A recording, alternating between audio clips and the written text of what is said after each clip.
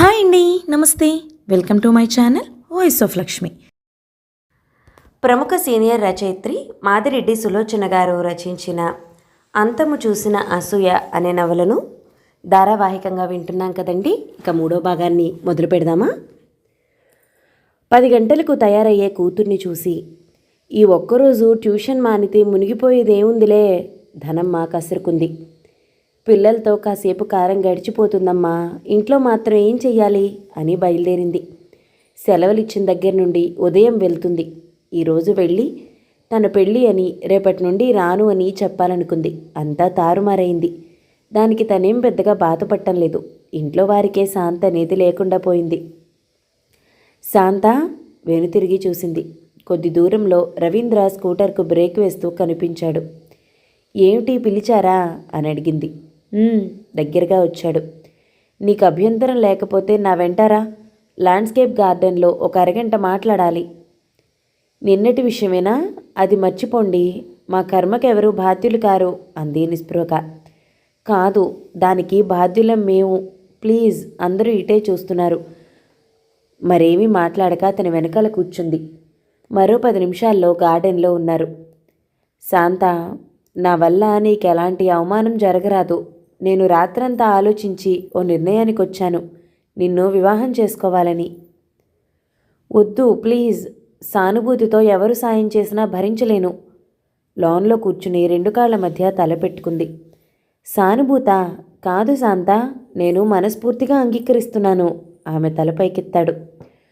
వద్దు రవీంద్ర గారు, మీ మనసు సున్నితం. జరిగిన దానికి బాధపడుతూ అంగీకరిస్తున్నారు. వాస్తవం ఆలోచించి ఈ పెళ్ళి ఎందుకు జరిగిందా అని మీరు బాధపడితే నాకు జీవితంలో మిగిలేదేమీ ఉండదు. అలా కాదు, నా మాట నమ్ము. నువ్వు నిరాకరిస్తే నాకు చాలా బాధ కలుగుతుంది. మీ వాళ్ళు అంగీకరిస్తారా? అంగీకరించరని తెలుసు. నా చదువు అయిపోయింది. రేపో మాపో ఉద్యోగం రావచ్చు. మరోసారి ఆలోచించండి. అదంతా అయింది, అమల్లో పెట్టడమే తరువాయి. ఈరోజే రిజిస్టర్ ఆఫీస్కి వెళ్దాం. అటు నుండి ఆంజనేయ స్వామి గుడిలో దండలు మార్చుకుందాం. మీరు ఒక్కరే కొడుకు, వారు ఎంత బాధపడతారో. పర్వాలేదు, ముద్దు ముచ్చట్లన్నీ మా అనిత పెళ్లిలో తీరుతాయి.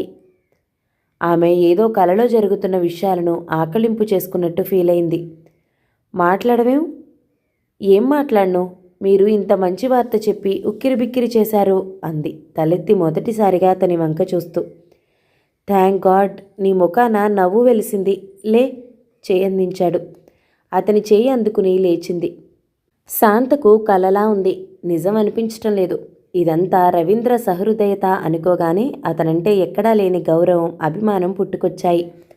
అలాగే అతని వీపుకి తల ఆనించింది. స్వర్గంలో విహరిద్దామని ప్లాన్ వేస్తున్నావా? ఆపండి బాబు మీ మాటలు అంది నిటారుగా కూర్చుంటూ. అతను నవ్వేశాడు. తడబడే అడుగులతో వచ్చే శాంతకు చేయూతనిచ్చి ఇంట్లోకి తెస్తున్న రవీంద్రను చూస్తూనే విషయం ఏమిటో గ్రహించాడు రంగనాథం. అతని ముఖం కోపంతో జేవురించింది. ఆగు, గర్జించాడు. చలించలేదు, గుమ్మంలోనే ఆగిపోయాడు. ఈ ఇంట్లో అడుగుపెట్టే అర్హత నీకు లేదు, తీర్పు చెప్పేశాడు. శాంత అపరాధిలా తల వంచుకుంది. నీ వగలు వయ్యారాలు వలికించటానికి మరెవరూ దొరకలేదా? బీదవారి నీడ కూడా ప్రమాదం అంటారు. అది విస్మరించి మిమ్ము చేరనించినందుకు మాకు మంచి శాస్తి జరిగింది. డాడీ, శాంతకేం తెలీదు. అనిత చేసిన పొరపాటును సరిదిద్దుకోవటానికి శాంతను వివాహం చేసుకున్నాను. వీల్లేదు. అనితది పొరపాటు అనటానికి నీకెన్ని గుండెలరా? ఏమిటండి? సుధామణి వచ్చింది. అడ్డమైన వారిని ఇంటికి రానిస్తావు, చూడు ఫలితం. సుధామణి తెల్లబోయింది. కొడుకు ఇంత తెగువ చేస్తాడని కల్లో కూడా ఊహించి ఉండదు. మంగళహారతి ఇస్తావా? వెటకారంగా అడిగాడు. ఉండండి, విసుక్కుంది. యారా రవి, ఇంతవరకు ప్రేమగా పెంచి పెద్ద చేశామన్న గౌరవం కూడా లేకపోయిందా? ఆమెకు కన్నీరు ఆగటం లేదు. నీ వివాహం ఎంత ఘనంగా చేయాలని అనుకున్నాను. అమ్మా, నన్ను క్షమించమ్మా. ముందుకొచ్చి తల్లి 2 చేతులు పట్టుకున్నాడు. జరిగింది వింటే తప్పక నా పనిని ఆనందిస్తావో. షటప్, సిగ్గులేదు? నేరమంతా ఓ ఆడపిల్లపైకి నెట్టడానికి. రంగనాథం ముందుకురికి కొడుకు కాలర్ పట్టుకున్నాడు. వాణ్ణి కొడతారా ఏం? వదలండి. భర్తను పక్కకు లాగింది. పిల్లలు తప్పు చేస్తే దండించాలి. మీరు చెల్లాయిని ఇలా తయారు చేయటం ఏం బాగుండలేదు డాడీ. జరిగింది క్లుప్తంగా తల్లికి చెప్పాడు రవీంద్ర. శాంతకు ఇక ఇప్పట్లో వివాహం కాదు. ఈ విషయం బయటికెళ్ళిందంటే ఎప్పటికీ కాదు. నాకు ఆ అమ్మాయి నచ్చింది. ఒక్క మాట మాతో చెప్తే ఏం పోయిందిరా? డాడీ అంగీకరించరని నాకు తెలుసమ్మా. శంకరం గారికి ఏపాటి గౌరవం ఇచ్చారో చూశాను. ఎవరికి ఎంత గౌరవం ఇవ్వాలో నాకు తెలుసు. గెటౌట్. మీకేమైనా మతిపోయిందా? వాడి పెళ్లి చేసుకునే అధికారం వాడికుంది. ఆ మాత్రం తెలీదా? చేసేది ప్లీడర్ పని. నువ్వు నోర్ముయ్. వాడికి ఇంట్లో స్థానం లేదు. ఎందుకని అడుగుతున్నాను. వాడితో నేను వెళ్తాను. బెదిరిస్తున్నావా? బెదిరింపు కాదు, కాలం తెచ్చిన మార్పును గ్రహించాలని అంటున్నాను. మీ అమ్మను మీ నాన్నగారు చూడకుండానే వివాహం చేసుకున్నారు. మీరలా అంగీకరించారా? లేదు. అలాగే మన పిల్లలు. మీ ఇష్టం వచ్చినట్టు ఆడవండి. కొడుకుని కోడల్ని తప్పించుకుని బయటికెళ్ళిపోయాడు. ముగ్గురు కొంతసేపు మౌనంగా గడిపారు. రవీంద్ర నెమ్మదిగా శాంత చేయి పట్టుకుని వచ్చి తల్లికి నమస్కరించాడు. ఆమె కోడల్ని లేవనెత్తింది. అంతస్తులు వేరైనా అభిమానాలొకటే. వెళ్ళి మీ అమ్మగారికి నమస్కరించిరండి. శాంత విప్పారిత నేత్రాలతో ఆమె వంక చూసింది. ఎంత ఉన్నతమైన ఆలోచన! స్త్రీలు గర్వపడేటటువంటి పని చేసింది. ఈ స్త్రీమూర్తికి జీవితాంతం సేవ చేసినా తను రుణం తీర్చుకోగలదా? ఏమిటా వెర్రిచూపు? ఆంటీ కాదు, అత్తయ్య. నెమ్మదిగా శాంత తల నిమిరింది. కళ్ళలో ఊరిన నీరు ఒత్తుకుంది. ఇద్దరూ ముందుకు కదిలారు. ఆగండి.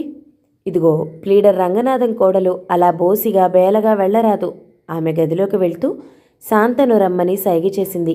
శాంత ఆమె వెనకాలే గదిలోకి వెళ్ళింది. ఆమె ఇచ్చిన వస్తువులు చూసి ఉలిక్కిపడింది. వాటికి తనర్హురాలా? ఏ గొప్పింటమ్మాయో భారీగా కట్నం తెచ్చి గర్వంగా స్వీకరించేది. చూస్తావేం, అలంకరించుకో. బీరువాలో మడత విప్పని ధర్మవరం పట్టు చీర తీసిచ్చింది. ఇవన్నీ ఎందుకండి? మొహమాటంగా చూసింది. ఎందుకు అని అడగటానికి కాదు నిన్ను పిలిచింది. ఆమె కంఠంలోని తీవ్రత చూసి మారు మాట్లాడక తీసుకుంది. రిసెప్షన్ పార్టీ ఘనంగా ముగిసింది. తల్లి ఏమనుకుంటుందోనని పార్టీలో పాల్గొన్నా అనిత మనసేం బాగలేదు. తనేం చేసింది? దాని ఫలితం ఏం ఆశించింది? చివరికి ఏం జరిగింది? తనకు ప్రతి నిమిషం ప్రత్యర్థిగా నిలిచే శాంత వదిన. ఆ మాట తను ఉచ్చరించగలదా? నాన్నగారు ఇంత శాంతంగా ఉండిపోయారు ఎందుకో. ఈ వివాహం జరగడానికి ముఖ్య కారకుడు శేఖర్ అని ఊహించి అతనే తిట్టుకుంది. అతన్ని వివాహం చేసుకోనని చెప్పేయాలనుకుంది. అన్నయ్య బ్రూట్ అనుకుంది. ప్రతి నిమిషం నరకయాతన పెట్టుకోపోతే నా పేరు అనిత కాదు అనుకుంది. దూరాన సన్నగా నవ్వులు వినిపించాయి. ఏమిటి అల్లరి? అత్తయ్య ఏమనుకుంటుందోనని అలంకారం చేసుకున్నాను. ముడివిప్పి జడ వేసుకుంటోంది. దీని ముఖానికి ఆ నగలు కూడానా? జీవితంలో మొదటిసారి వాటి మొహం చూసుంటుంది అనుకుంది కసిగా. శాంతి, అందరూ ఏమన్నారో తెలుసా? ఆమె భుజాల్ని పట్టి తన వైపుకు తిప్పుకున్నాడు రవీంద్ర. అందగాడివి, ఐశ్వర్యవంతుడివి, ఒక బీదమ్మాయిని చేసుకున్నావేమనుంటారు, అవునా? ఆమె ముక్కు పట్టి ఊపాడు. ధనవంతులకు ధనవంతులు ధనంతో పాటు తమ అమ్మాయిల్ని ఇస్తారు. ధనవంతులు బీదలను చేసుకుని తమ పిల్లలను బీదలకివ్వరు. నీలాంటి యువకులు ముందుకు రావాలోయ్ అన్నారు. నిజమేగా మరి? ఆరాధనాపూర్వకంగా అతని వంక చూసింది. బయట వెన్నెల్లో కూర్చుని కబుర్లు చెప్పుకుందాం. చాలా అలసటగా ఉంది. నవ్వుతూ రెండు చేతుల మధ్య ఎత్తుకుని బయటికి తీసుకొచ్చాడు. దించండి. ఏమిటి అల్లరి? ఎవరు? దూరంగా పిట్టగోడ దగ్గరున్న ఆకారాన్ని చూసి భార్యను టక్కున దించేశాడు. అనిత ఇటు తిరిగింది. సారీ, మీరిక్కడ ప్రేమ పాఠాలు మొదలు పెట్టుకుంటారని తెలీదు. తన గదిలోకి వెళ్ళిపోయింది. శాంతకు ఎందుకో బాధేసింది. శాంత, అప్పుడే అలా ముఖం వేళ్లాడేశావు? అనుకేం తెలీదు, దురుసుతనం తప్పితే. హృదయం చాలా మెత్తన. భార్యను దగ్గరకు తీసుకున్నాడు. అతని చేతుల్లో ఒదిగిపోయినా శాంతి లభించలేదు. ఏది నవ్వు? అలాగే ఒక పాట. ఇంకా నయం, సినిమాల్లోలాగా డ్యూయెట్లు పాడుకుంటూ తోటలో గెంతుదాం అనలేదు అంది నవ్వేస్తూ. అలా ఉండాలి. నిన్ను ఎక్కడికైనా ఒంటరిగా తీసుకెళ్ళాలి అన్నాడు మృదువుగా ఆమె ముంగురులు సవరిస్తూ. నూతన వధూవరులు వారికి ప్రపంచమంతా పచ్చగానే కనిపిస్తుంది. వారం రోజులు బెంగళూరులో గడిపొచ్చారు. శాంతతో సుధామణి ఎంత ప్రేమగా ఉంటుందో రంగనాథం, అనిత అంత ముభావంగా ఉంటారు. రాత్రి భోజనాలకు కూర్చున్నారు. అమ్మాయిని కూడా పిలువు రవి, సుధామణి చెప్పింది. అతను లేచి పైకి వెళ్ళాడు. రంగనాథం భార్య వంక తీక్షణంగా చూశాడు. నీకు మతిపోయిందా? ఏం? ఆ అమ్మాయి మనతో కూర్చుని భోజనం చేయటమా? నీకంత సరదాగా ఉంటే మీరంతా కలిసి భోజనం చేయండి, నాకు బేబీకి పెట్టే. మళ్ళీ విద్యావంతులు, సమానవత్వం అంటూ కోతలు. డాడీ, అమ్మ చాలా సోషలిజం ప్రాక్టీస్లో పెడుతుంది, అనిత వ్యంగ్యంగా నవ్వింది. మేడ దిగుతున్న నూతన దంపతులు విన్నారు. శాంత ముఖంలో అదే ప్రశాంతత కనిపించింది. రామ్మ, ఆప్యాయంగా పిలిచింది. మీరు కూర్చోండి అత్తయ్య, నేను వడ్డిస్తాను. టేబుల్పై అన్నీ ఉన్నాయి, ఒకరు వడ్డించాల్సిన పనేం లేదు, కూర్చో. పర్వాలేదు, బలవంతంగా గెరిట పుచ్చుకుని తయారైంది. అత్తగారు ఎక్కువ బలవంతం చేయలేదు, అందరికీ వడ్డిస్తుంది. రవీంద్ర మాత్రం గంభీరంగా ఉన్నాడు. గరిట అలా ఉంచేయి, నేను వడ్డించుకోగలను, అనిత విసుక్కుంది. శాంత వంటింట్లో పనులు చక్కబెడుతూ నిల్చుంది.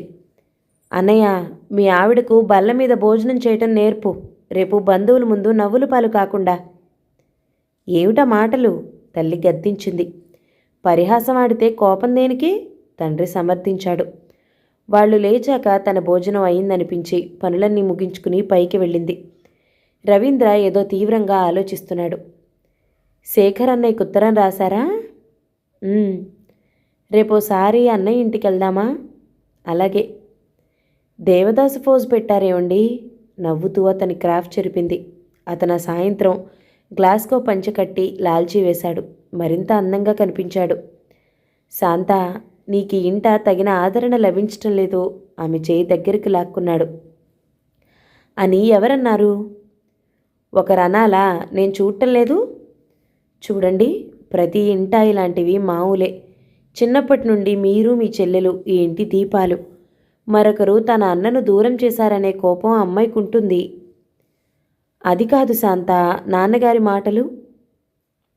పెద్దవారు, మరి డాబు దర్పం చూపటంలో అసహజమేమీ లేదు. కొన్నాళ్లకు వారే అత్యంత సన్నిహితులవుతారు. నీది అమృత హృదయం శాంత. అబ్బా, అమరత్వం పొందుదామనే నవ్వింది. అలా నవ్వినప్పుడు తణుకులినే పళ్ళు వరస అలా చూస్తూ ఉండిపోతాడు. 2-3 రోజుల అనంతరం ఓ రోజు షాపింగ్ అంటూ బయలుదేరదీశాడు. అతను 2-3 రకాల చీరలు, గాజులు, పౌడర్లు కొన్నాడు. అటు నుండి తాజ్మహల్లో కాఫీ తాగొచ్చారు. యాండి, ఈ రైలు బండి మానేయాలి. మరి రవి అని పిలవాలి. అయితే ఇక నుండి నేను ఏమండి అని పిలుస్తాను. మొండివారు నవ్వి అతని వెనకాల కూర్చుంది. అనితకు ఒక చీరివ్వండి, అన్నయ్య మారిపోయాడు అనుకుంటుంది. స్కూటర్ స్టార్ట్ చేయబోయిన వాడల్లా ఆగి వెనక్కి తిరిగి చూశాడు. అతని చూపుల్లో ఆరాధన శాంతనేదో లోకాలకు తీసుకుపోయింది. తొందరగా తేరుకుని, రోడ్డు మీద ఏమిటా చూపు? సారీ, స్కూటర్ కదిలింది. అనిత హాల్లో కూర్చుని ఫిల్మ్ఫేర్ తిరగేస్తుంది. ఇదిగో అనిత, ఈ చీరల్లో నీకు నచ్చింది తీసుకో, మిగిలినవి శాంతకిచ్చేయి. రవీంద్ర ప్యాకెట్ ఆమె ముందు పెట్టాడు. విప్పి చూసి దూరంగా నెట్టేసింది. ఛా, ఇంత దరిద్రపు గుడ్డలు ఎక్కడ దొరికాయి అన్నయ్య? అమ్మా, ఈ చీరలు బాగుండలేదా? అమ్మని అడగటం దేనికి? కావాలంటే కాలేజీ మొత్తం సాక్ష్యం ఇవ్వగలరు నా సెలక్షన్ బాగుంటుందని. అలాగా, శాంత కల్పించుకుంది. కొన్నిసార్లు మౌనం కూడా లేనిపోని అనర్థాలు తెస్తుందని తెలుసు. ఈసారి వెళ్ళినప్పుడు అందరం కలిసి వెళ్దాం అనిత, అంది. కావాలంటే తెచ్చి పెడతాను. చౌకబారు మనుషులతో షాపింగ్ వెళ్ళటం నాకిష్టం లేదు. అనిత, రవీంద్ర కోపంగా చూశాడు. రవి, నువ్వు పైకెళ్ళు, తల్లి కల్పించుకుంది. శాంత, చీరలు చాలా బాగున్నాయి. ఆ నేత చీర నాకు నచ్చింది, అది ఉంచి మిగతా 2 తీసుకెళ్ళు. ఆమె చెప్పినట్లే 2 చీరలు, మిగిలిన ప్యాకెట్లు పట్టుకుని పైకి వెళ్ళింది. నా దగ్గర ఈ విషయం ఎందుకు దాచావమ్మా? శేఖర్ బాధగా గడ్డం రాసుకున్నాడు. పరిస్థితులు అలా వచ్చాయి శేఖర్. నీకు పీయూసీలో ఫస్ట్ మార్కులు వచ్చాయి. అన్నయ్య అప్పటికే తలకు మించిన భారం మోస్తున్నాడు. వాడు నీ చదువుకి సుముఖంగా లేడు. అందుకే మావయ్య సాయం కోరాల్సి వచ్చింది. ఆవిడ చెప్పింది వింటూ తనని తాను విమర్శించుకున్నాడు శేఖర్.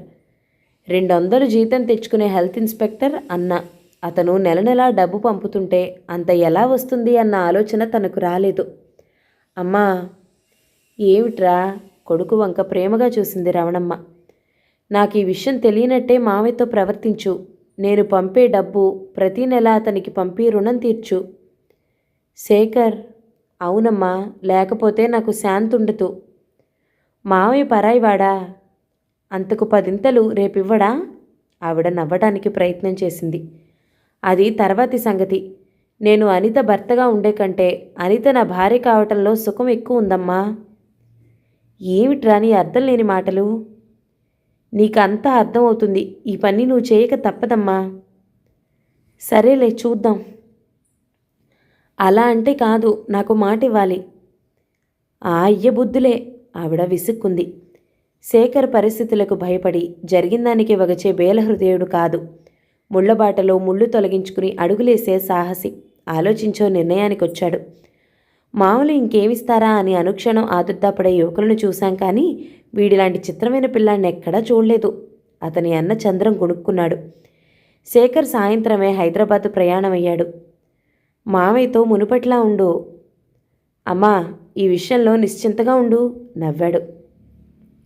ఏమి నిశ్చింత? నీలాంటి మొండివాణ్ణి చూడలేదు.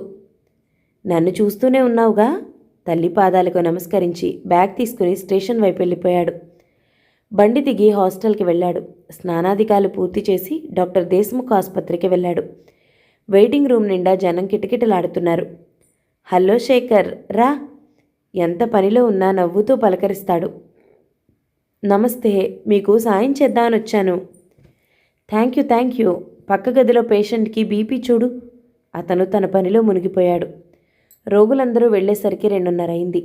ఇప్పుడు చెప్పు, ఏమిటి విశేషం? మీరు ఇంటికి వెళ్ళండి. మిసెస్ దేశ్ముఖ్ కనిపెట్టుకుంటారు, తర్వాత మాట్లాడొచ్చు. పర్వాలేదు, ఒక్కో రోజు 3 అవుతుంది. కూర్చుని సిగరెట్ వెలిగించుకున్నాడు. మీకు సాయం చేయడానికి అసిస్టెంట్ కావాలన్నారు? ఎవరైనా ఉన్నారేమిటి? చూసావుగా ఎంత బిజీగా ఉందో. మీకు అభ్యంతరం లేకపోతే వీలును బట్టి నేను సాయం చేస్తాను. నువ్వా? అతను ఆశ్చర్యంగా చూశాడు. ఏమిటంత ఆశ్చర్యపోతున్నారు? నా పని నచ్చితేనే ఉంచుకోండి. హౌస్ సర్జన్షిప్ పూర్తి కావాలి. మీ మావయ్య అంగీకరిస్తారా? ఇందులో మావయ్య ప్రమేయం ఏముంది? నాకు అనుభవం కావాలి. ఆర్థికంగా ఇతరులపై ఆధారపడటం ఇష్టం లేదు. ఐసీ. అతనికి శేఖర్ కుటుంబం అంతా పరిచయమే. శేఖర్ గుణగణాలు తెలుసు. సిగరెట్ యాష్ట్రేలో వేసి లేచాడు. సాయంత్రం నుండి రా అన్నాడు. Thank you. పద, డ్రాప్ చేస్తాను. నాకు దారిలో పనుంది, మీరు వెళ్ళిరండి. ఓ, అతను చిన్నగా నవ్వి కార్ స్టార్ట్ చేశాడు. శేఖర్ దగ్గరలో ఉన్న హోటల్కి వెళ్ళి కాఫీ తాగాడు. ఇన్నాళ్ళు హాస్టల్లో ఉండి పొరపాటు చేశాడు. తనతో పాటు చదివే విద్యార్థులు గది తీసుకుని ఉంటున్నారు. వారితో ఉంటే కొంత ఖర్చు కలిసి వస్తుంది అని ఆలోచించాడు. అటు నుండి వారున్న చిన్న ఇంటికి వెళ్ళాడు. ఊరకరారు మహాత్ములు, నవ్వుతూ ఆహ్వానించాడు ఫణి. ఒరేయ్ ఫణిభూషణ, పనుండే వచ్చాన్రా. తనొచ్చిన పని చెప్పాడు. నిజం? ఎగిరి గంతేశాడు. ఇంత మంచి అభిప్రాయం ఇంత ఆలస్యంగా కలిగిందేవురా. అయినా నీ మాట నమ్మేదెవడు? కాబోయే అత్తగారు ఈ ఊళ్ళో ఉండగా. ఒరేయ్, నిన్నే కాసేపు మా మావగారు అనుకుంటాను సరా. వద్దురా బాబు, ఈ కాలంలో అల్లుళ్లను భరించటం అంత పాపం మరొకటి లేదు. అలా రా దారికి. అందరూ ఉత్సాహంగా హోటల్కు బయలుదేరారు. శేఖర్కు భయంగానే ఉంది. ఈ విషయం రంగనాథన్ దాకా వెళ్తే చాలా ప్రమాదమని, అతనికి చాలా కోపం వస్తుందని. తను వెంటనే వెళ్ళి వాళ్ళని చూడాలనుకున్నాడు. తాజ్మహల్లో నుండి బయటికి రావాలని చూస్తూ ఉండగా రంగనాథన్ కారొచ్చి ఆగింది. 4-5 స్నేహితులతో దిగాడు. ఒరేయ్, మీ మావరా? చూశాను. ఏది దారి? రహదారే, పదండి. ఒరే, ఆయన మమ్మల్ని కూడా దులిపేస్తే దుమ్ము కాని ఖర్చు లేకుండా వదులుతుంది. ఎందుకురా మగపుట్టకు పుట్టారు? ఆదివారం అయినా బాగుండేదిరా. నీలాంటి బాయ్ ఫ్రెండ్తో గర్వంగా తిరిగేవాళ్ళం. నమస్కారం మావయ్య. శేఖర్, నువ్వా? ఎప్పుడొచ్చావు? ఇంతకుముందే. ఇంటికి వెళ్తున్నాను. మంచిది, వెళ్ళిరా. అతనికి మాటలు పెంచడం ఇష్టం లేదు. అందరూ బయటకొచ్చారు. మీ మామగారు ఇంత తొందరగా వదిలాడు, విశేషమే.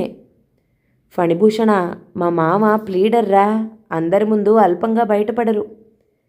సినిమాకి వెళ్తే బాగుంటుందిరా. రేపు ఈ పూట ఇంటికెళ్ళి అందరినీ చూడాలి. వాళ్ళని పంపి బర్కత్పురా వెళ్లే బస్ ఎక్కాడు.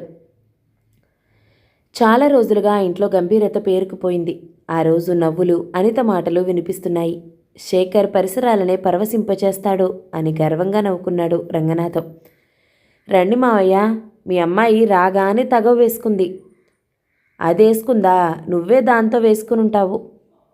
Good daddy. ఇందాక ఎక్స్క్యూజ్ అన్నందుకు నన్ను శాంతను నానా మాటలంది ఈ తెలుగు పండితురాలు. డాడీ ఏ నిఘంటువులో ఉంది? కొన్ని అలవాట్లయితే వదలవు, నాకు తెలియని వయసులో అలవడింది విసురుగా అంది. అందరికీ కొన్ని అలవాట్లుంటాయని గ్రహించాలి బుల్లెమ్మ. శేఖర్, ఇలారా. రంగనాథన్ తన గదిలోకి వెళ్ళాడు. శేఖర్ నెమ్మదిగా గదిలో అడుగు పెట్టాడు. నేను ముఖ్యమైన విషయం మాట్లాడాలని పిలిచాను. చెప్పండి. నేను మీ అమ్మకు ఉత్తరం రాస్తాను. ఇక నుండి నువ్వు ఇక్కడే ఉండాలి. అమ్మ నేను ఇక్కడ ఉండటానికి ఎప్పుడూ అభ్యంతరం పెట్టలేదు మావయ్య. మరి? నాకే ఇష్టం లేదు. ఎందుకు? కారణం చెప్పి తీరాలా? నీ అభిప్రాయం తెలుసుకోవాలి. కంఠస్వరం తీక్షణంగా ఉంది. మీరు మామూలుగా ఉండమంటే ఉండేవాణ్ణి, కాబోయే అల్లుడిగా ఉండలేను. ఎవరైనా అవమానం చేస్తారని భయమా? అదేం లేదు. దూరంగా ఉంటేనే మా ఇద్దరి మధ్య ఉండాల్సిన ప్రేమానురాగాలు ఉంటాయి.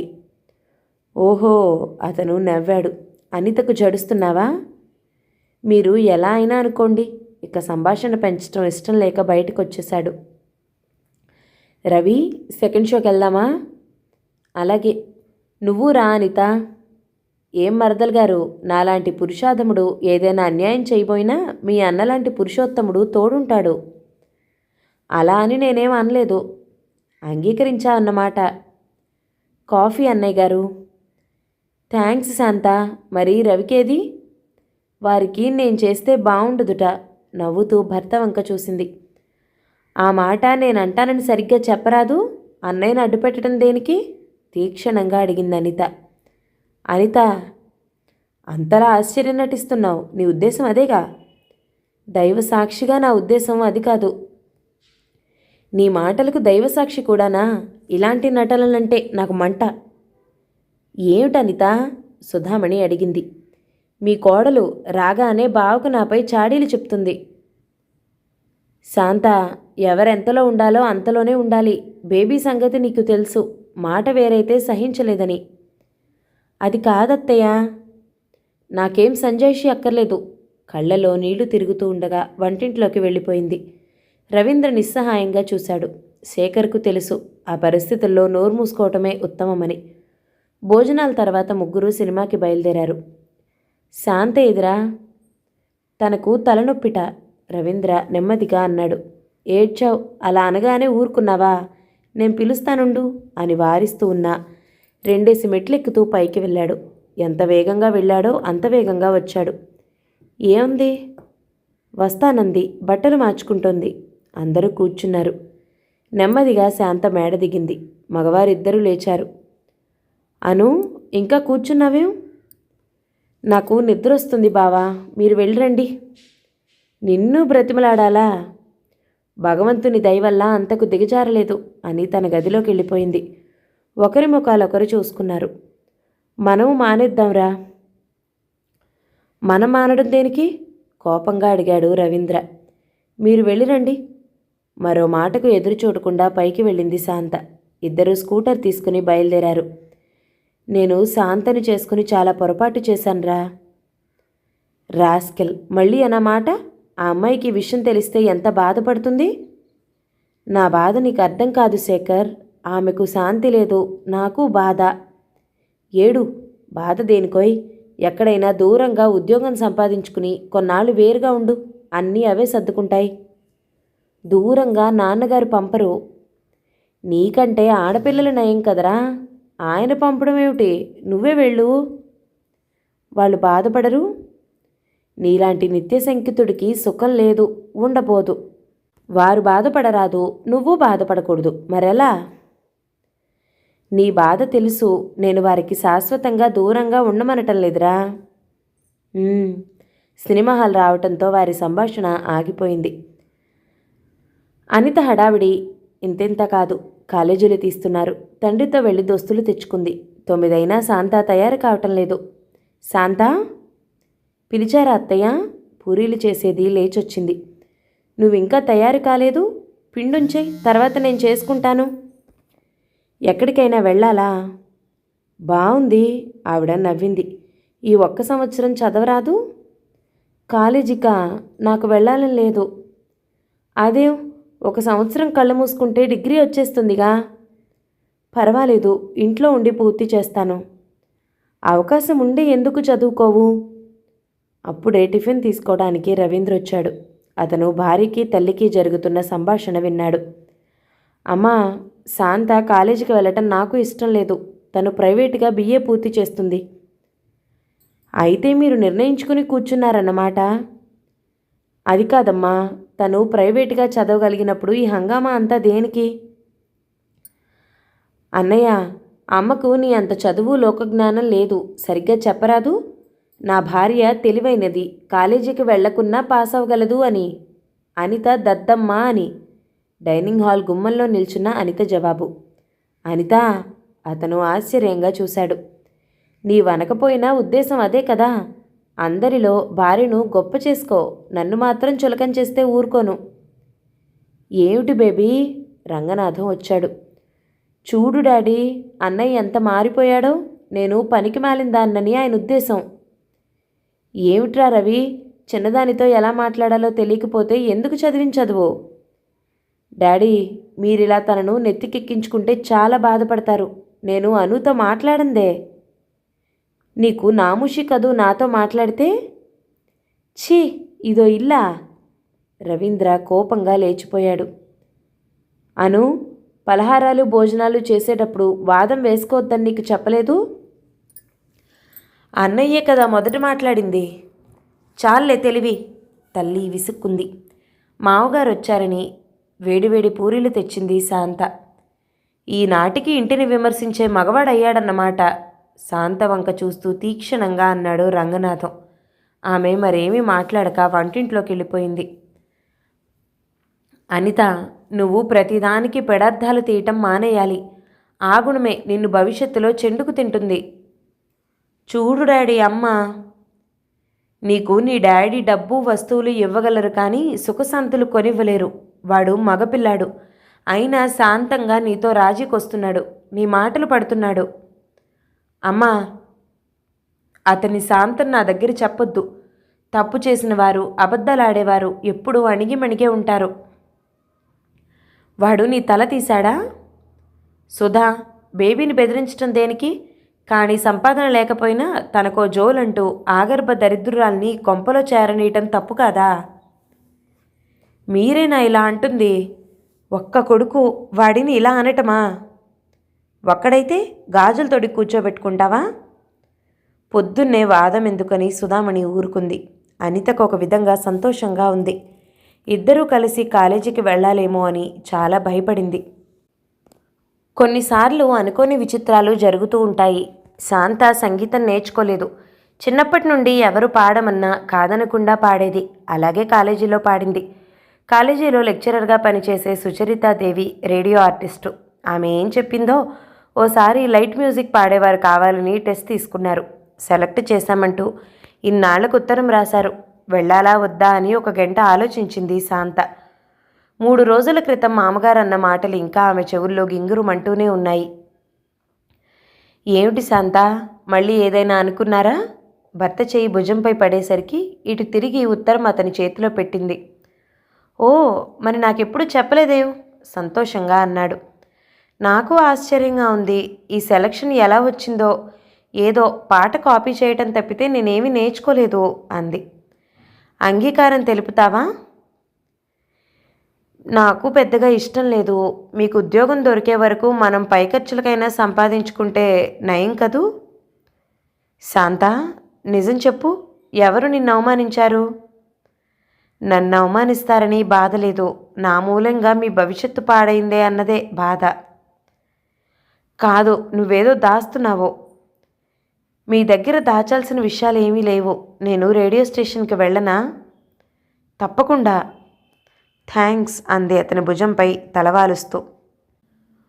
3వ భాగం సమాప్తం. నవల గనుక మీకు నచ్చినట్లయితే లైక్ చేయండి, షేర్ చేయండి, మంచి కామెంట్ చేయండి. మన ఛానల్ని తప్పకుండా సబ్స్క్రైబ్ చేయండి. Thank you so much for watching. నమస్తే.